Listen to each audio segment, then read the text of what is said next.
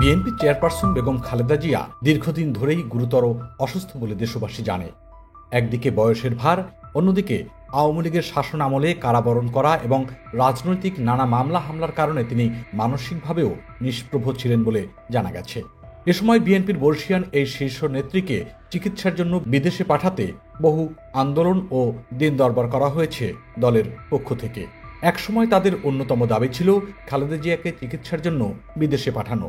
অন্যদিকে রাজনৈতিক কারণে আওয়ামী লীগও তখন তাকে কিছুতেই বিদেশ যেতে দেয়নি। এ নিয়ে বহু মানুষ বিগত আওয়ামী লীগ সরকারের সমালোচনাও করেছেন।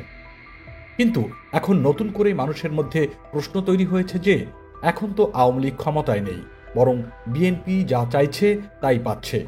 এখন বিগত সরকার পতনের ৩ মাস পার হলেও বেগম জিয়া বিদেশে যাচ্ছেন না কেন? তার মানে কি তার অসুস্থতা নিয়ে রাজনীতি ছিল?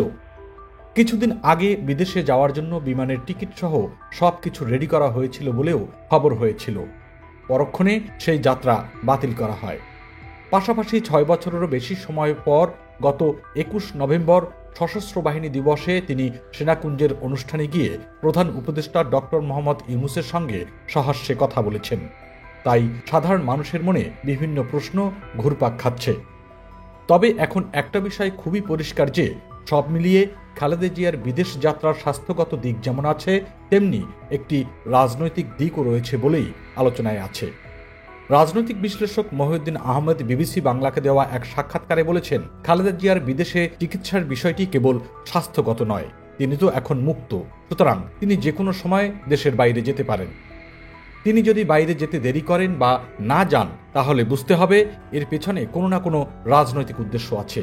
যদিও খালেদা জিয়ার ব্যক্তিগত চিকিৎসক এবং বিএনপির স্থায়ী কমিটির সদস্য doctor AZM Zahid Hossain BBC বাংলাকে বলেছেন, বেগম খালেদা জিয়ার স্বাস্থ্যগত বিভিন্ন জটিলতা রয়েছে। বিদেশে দীর্ঘ যাত্রার জন্য তার শারীরিক ও মানসিক প্রস্তুতি সহ বিভিন্ন বিষয় এখানে জড়িত। তিনি আরও জানান, বিমানের টেক অফ এবং ল্যান্ডিং একটা নেগেটিভ প্রেশার মেনটেন করে।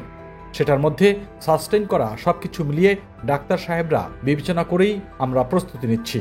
খুব সহসাই বেগম খালেদা জিয়ার শারীরিক অবস্থা বিদেশে যাওয়ার মতো হলেই আমরা আপনাদেরকে জানিয়ে দেব।